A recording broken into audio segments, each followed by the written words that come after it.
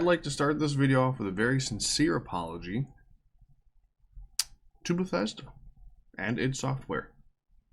I went into Rage 2 with every bit of vitriol that I had after replaying Rage 1 and being so horribly let down that a game could be that bad, that I walked in with just the worst expectations. Normally, I try to leave my hatred at the door when I play a game from a series I don't love.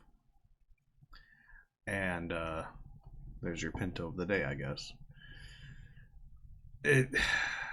I hate to try and explain this backwards, but I hated the game at first, but then I found out I played it wrong. Question mark. And actually, I'm okay with the game. I don't love it. But, let me explain.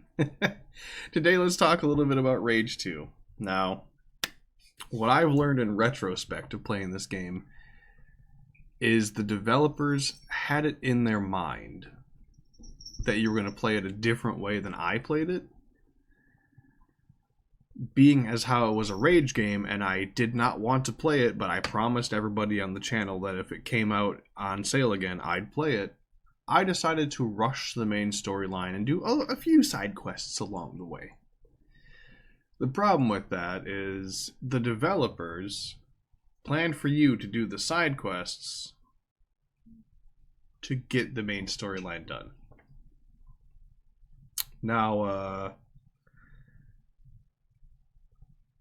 after I finished recording the entire main storyline of the game, I went back and did the side quests and just I picked a random area. I think it was the northern jungle zone area. And I just did everything. Every question mark I could find, I did everything in that area. And the amount of rewards I got for doing it actually kind of justified doing it. And then I was like, that doesn't seem right. That can't be right. So I went to the southernmost area, the starting area of the game, and I did everything in that zone too.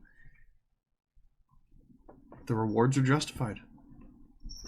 The devs want you to explore the game. They want you to find the secrets. And then they want you to go ahead and go into that last boss fight feeling like Doom Guy. And I mean, I can say that because it is an id Software game. And it is very Doom-like at times, but I would like to apologize walking into it with so much hatred for a game and then finding out that it's not that bad. If you find it on Steam for like $5-6, get it. Just get it. It's not that bad. You want to waste 12 hours for $5? That's a good deal to me.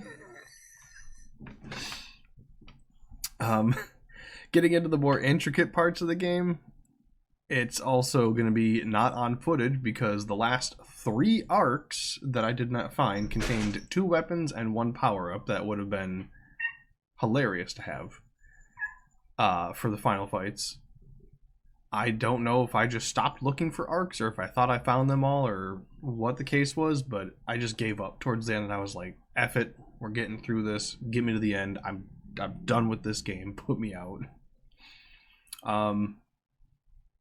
All the guns they give you in the game feel somewhere between Doom and id Software's genius in Doom and EA and their creative team that played for Dead Space. Some of those guns feel practical, the other guns feel absolutely impractical but hilarious to use.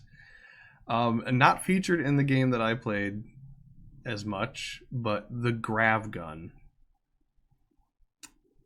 The grav gun should have been a priority for me had I known it existed. You shoot someone, you shoot a random bullet in a different direction, they get ragdolled like a Gary's Mod gravity gun, and if you hit something hard enough, they die, they can go flying off a cliff. It could be any effect. You could send them straight in the air and watch them fall back down for all I care. It's a great gun. It's a hilarious gun. Another one that, as far as weapons were concerned, seemed too goofy to be true was the starting rifle. Now, I am by no means an expert in firearms, but I have a pretty fair amount of experience with firearms myself. Uh I don't remember at any point in history using something that looked like an AKM with a 52 round magazine that felt somehow so much more like an LMG than it did a rifle. I used that rifle so much in game because it hit hard, was actually relatively precise given that it was an AKM, which usually drags down and to the right. This one seemed to climb up and to the right and left. But it works so dang good. So dang good. And in comparison to Rage 1, Rage 2 did not have any sparsity of ammo. Rage 1 was very, very wastelandy and only had like one established city. This one's got like 6, including trade cities that I did not find till after the fact that I stopped playing. It was a surprise to me how much ammunition I was able to come across, because in Rage 1, you usually just kind of use the settler pistol and random guns as often as you can. Like shotgun shells, those are pretty common. Rifle rounds or authority rounds, absolutely uncommon. Save those for things you need them for. This game, they're just like, here, you take the ammo, take this ammo, and they throw it at you and they shove you out the door and say, go do a crime. It's the complete opposite. I did for the longest while not find any rocket launcher ammo, which I could definitely get behind that. I mean, I feel like you wouldn't just be walking through the jungle and trip over something and be like, oh, would you look at that? It's a box of rocket launcher ammo.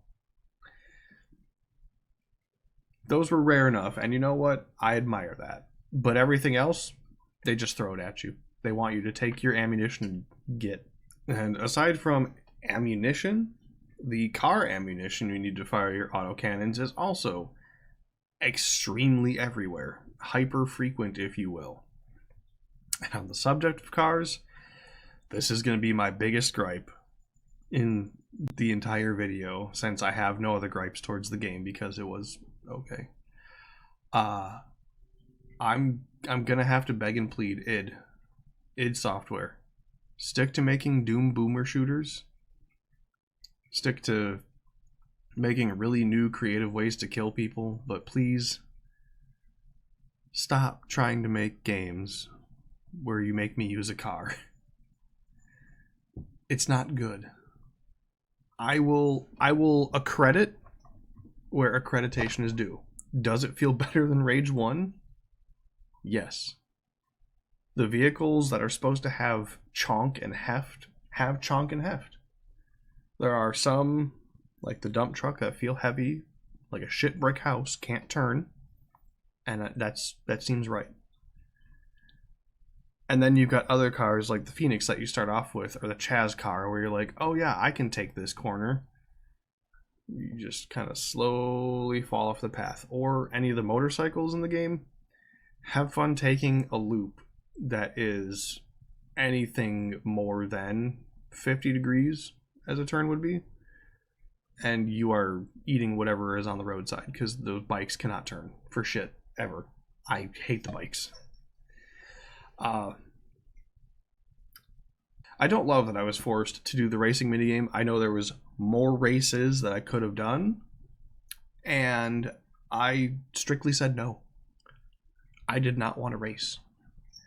I know that id wanted to make racing games. Please stop. Don't make me be a part of that, id. I love Doom. I love the boomer shooters. I don't love being forced to race cars. If I wanted to race cars, I'd go play NASCAR. I came here to play post-apocalyptic wasteland simulator, which, by the way, found some similarities in that I had to laugh at.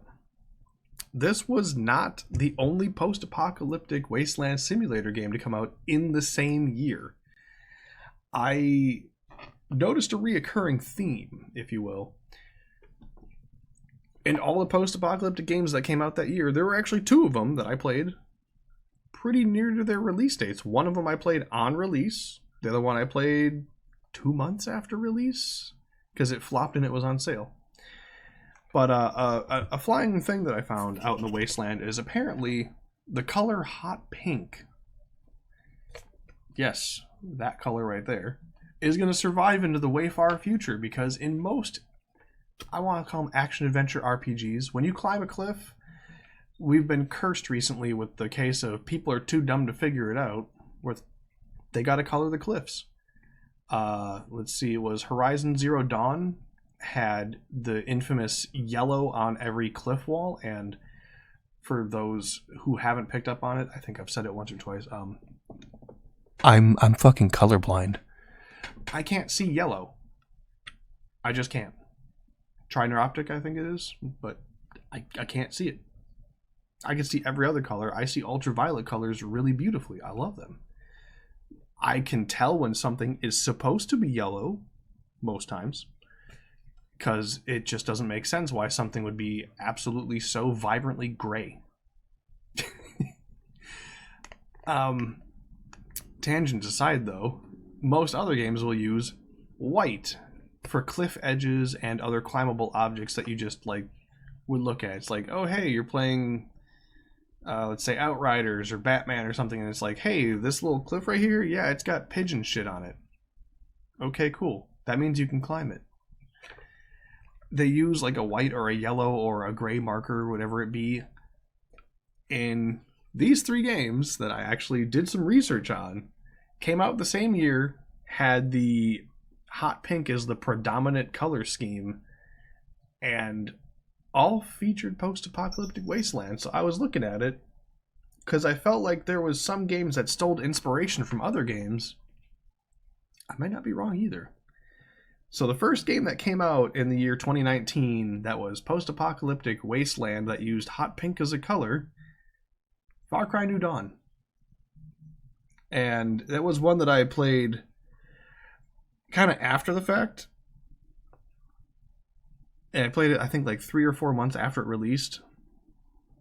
And it was an okay game. Hot pink was a prevalent color, which I'm a fan of. Let it be. I didn't play Rage 2 until just now. This came out May 14th of 2019 after Far Cry New Dawn came out February 15th. Months apart. So there was almost no chance that the developer saw the other's game and went, huh, hot pink, that's it. That's where it's at. Yeah. And I saw so much hot pink in this game, I was like, damn, did they steal from each other? They got a jungle zone, a non-jungle zone, a canyon zone, and hot pink is the prevalent color everywhere. Is this... Did they steal from each other? There's no way. But then there's a third game that was post-apocalyptic wasteland with hot pink everywhere. That's Borderlands 3. That didn't come out until September 13th of the same year, 2019. They didn't have as much pink, but they had the exact same scheme. Wasteland zone, jungle zone. There are some sewer levels in there too, I'm pretty sure. And it's just, it seems so uncanny that all 3 of the biggest post-apocalyptic wasteland games came out in a block of like, what is that, 7 months? And they all looked different, but super similar to each other. And hello, Pinto. On top of looking super similar to each other, they play kind of similar. They have niche communities. I don't want to say the communities are at war with each other, but like if you see someone talking good about one of those games, you'll see them putting down the other. I actually liked all 3 of those games. Out of all of those games there, I would play Rage 2 or Borderlands 3 before I touched Far Cry New Dawn again.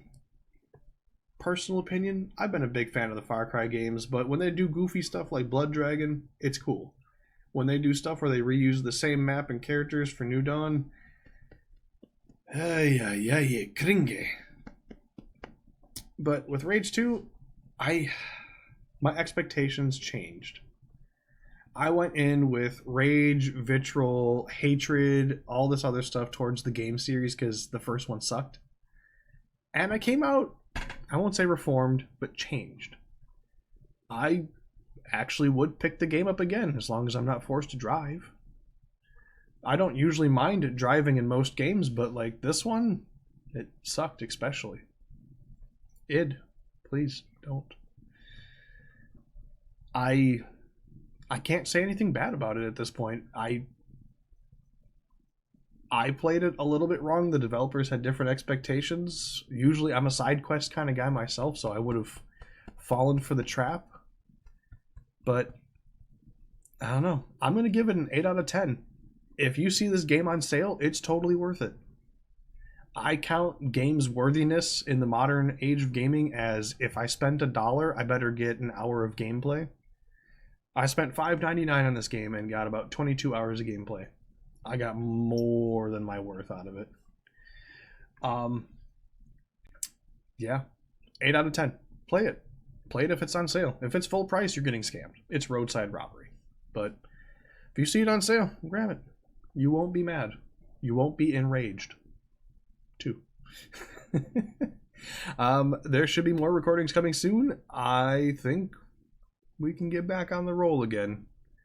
I will see you guys hopefully soon in the future, and when that comes around, we've got more gaming to do.